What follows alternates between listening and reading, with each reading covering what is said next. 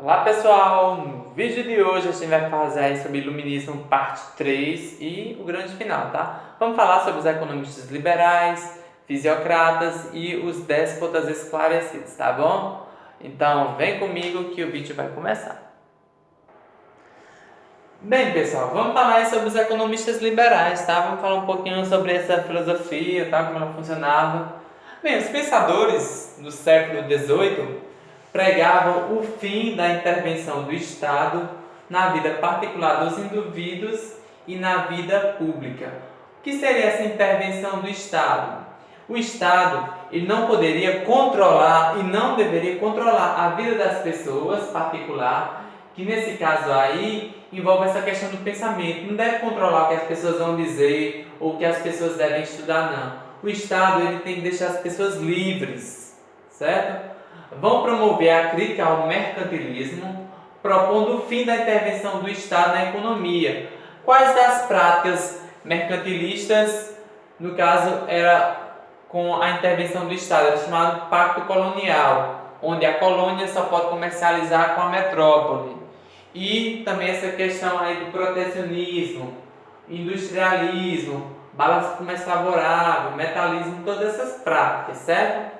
Bem, os pensadores iluministas que se ocuparam de questões econômicas deram origem a duas grandes correntes de pensamento, que é o que a gente vai ver, certo?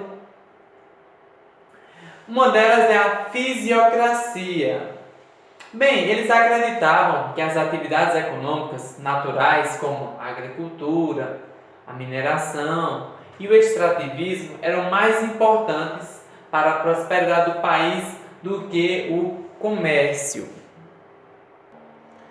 Essas outras aí seriam atividades mais primárias e de mais importância do que até mesmo o comércio.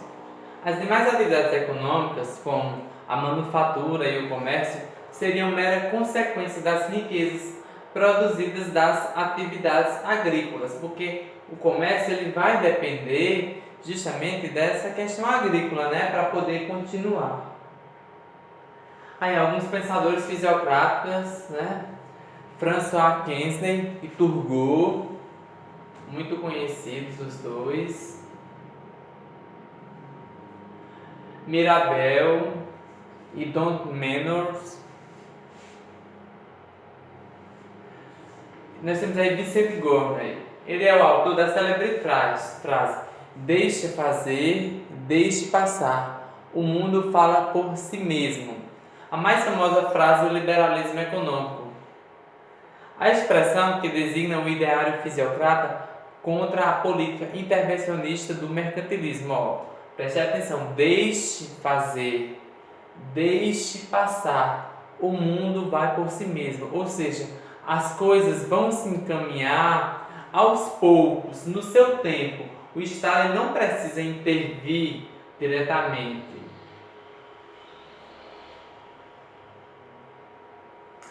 E nós temos aí o liberalismo, né, que é uma das outras correntes que vai ser resultado dessas economias aí liberais, certo?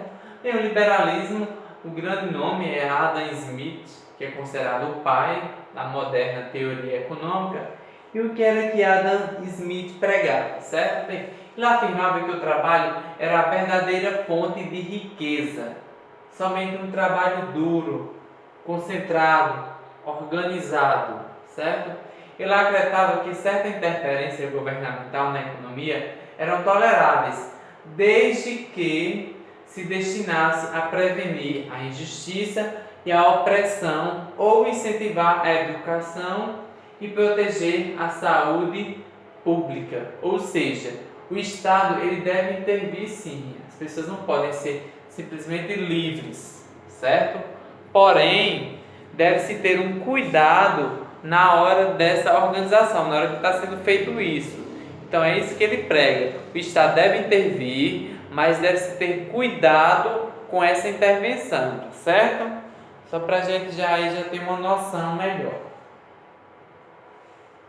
Outros pensadores liberais, John Stuart Mill, economista e filósofo, defendia a limitação do crescimento populacional e a criação de cooperativas, entre outras medidas, para melhorar os efeitos das contradições do capitalismo. Esse sistema condenava as classes trabalhadoras e uma existência miserável. Bem, quando ele fala aqui, defender a limitação do crescimento populacional, ter um maior controle da natalidade. As pessoas evitarem, principalmente as mais pobres, de ter tantos filhos, que geralmente, quanto mais filhos se tem, maior vai ser essa desigualdade, e ela nunca vai acabar. Então era isso que ele dizia, controle populacional, as pessoas terem esse cuidado, essa prevenção. Thomas Malthus, que é um dos mais conhecidos, certo? Ficou conhecido pela teoria da qual o crescimento da população segue uma progressão geométrica e tende sempre a superar a produção de alimentos, que obedece a uma progressão aritmética. Por isso defendia o controle da natalidade. Vejam só, Thomas Malthus é um dos mais conhecidos de todos. Por quê? Porque Malthus ele vai dizer que as pessoas elas devem ter cuidado nessa questão da procriação. Deve ter cuidado com a quantidade de filhos que se vai ter. Vejam só, existiam métodos para a prevenção, populacional, no caso, preservativos. Só que eram preservativos um pouco mais rústicos. Se hoje nós temos preservativos de borracha, naquela época muitos preservativos eram de pano, isso mesmo. Na hora que você fosse ter sua relação sexual, você poderia colocar esse pano, seu órgão sexual, os homens principalmente, para ter o ato sexual. Lógico, não dava o prazer, mas era um método tentar se evitar ter tantos filhos e justamente evitar que haja um maior número na população miserável, que era o grande cuidado que eles tinham, certo? Bem, a gente vai falar agora um pouquinho sobre os déspotas esclarecidos, que eram reis absolutistas que tentavam se manter no poder. Então, vamos lá. Bem, o despotismo esclarecido é uma forma de Estado absolutista que dominou certos países atrasados da Europa no século XVIII. Ele caracteriza-se por utilizar os pensamentos propostos pelas teorias iluministas, mas sem abrir mão do absolutismo na prática política. Por isso que eles estão aqui, despotismo esclarecido. É porque eles são monarcas que vão utilizar esse título para se manter no poder, mostrar que eles têm como se manter no poder ainda. Então, eles vão usar alguns pensamentos iluministas para defender seu cargo. Os países ligados ao despotismo esclarecido apresentavam problemas estruturais, como suas economias, que baseavam-se nos princípios mercantilistas, tinham sociedades pouco diversificadas, sem capital, sem pessoal técnico, com uma burguesia emergente. No caso, uma burguesia que é a classe comerciante crescendo cada vez mais, certo? Bem, na Áustria nós teremos José II, onde com ele vai ter o fim da servidão e a relativa liberdade de imprensa. Na Rússia teremos Catarina II, que vai criar o ensino leigo e de uma universidade em Moscou. O ensino leigo é o ensino livre, certo?